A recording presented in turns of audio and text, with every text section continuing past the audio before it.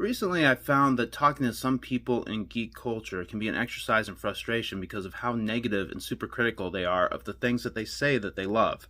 I'm Gary from Runes of Life. Let's talk about what this has to do with faith and with God. So, these fans I'm talking about, and I'm not even sure that's an accurate word, are people who are unfairly critical.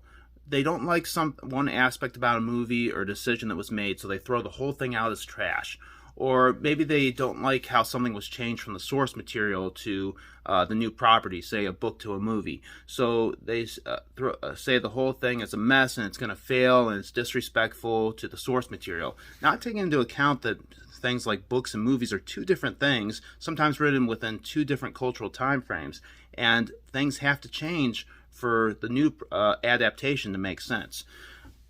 Worse are those who are unable to look outside their personal viewpoints and even entertain something that doesn't agree with their political or religious views. So because the material is different from their personal beliefs, they think they can't watch it and they think no one should watch it.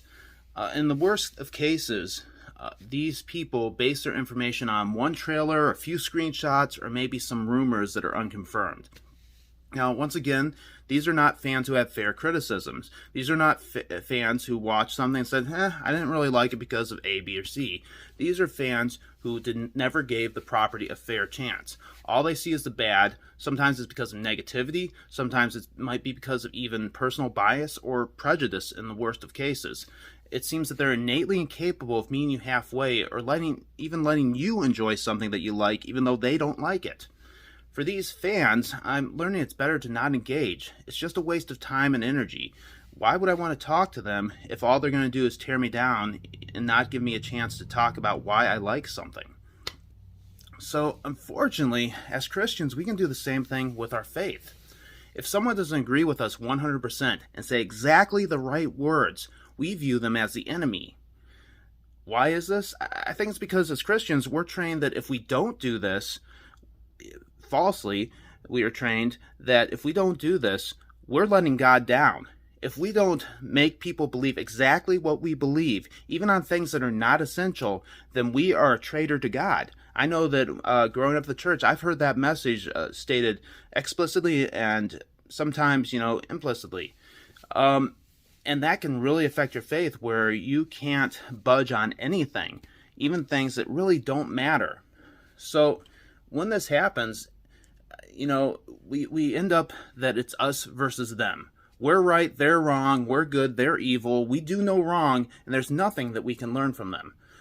And this is often the attitude we take not just in the religious world versus the secular world, but when we look at other Christians, when we talk about non-essential doctrine, things that really don't matter. So we're more comfortable putting up walls between ourselves and these brothers and sisters in Christ than we are considering their point of view.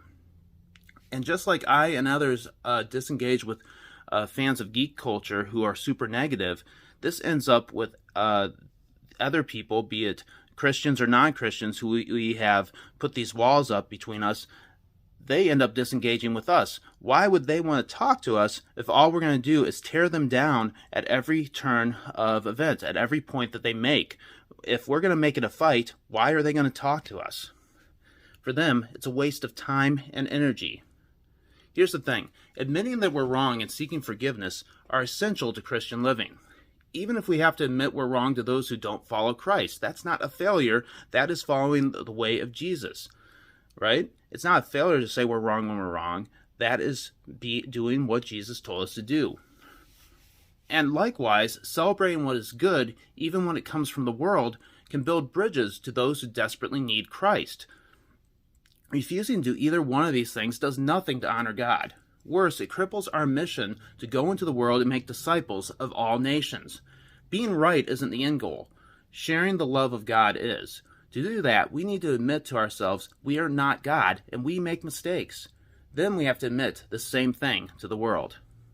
I'm Gary from Runes of Life once again. Thank you so much for listening.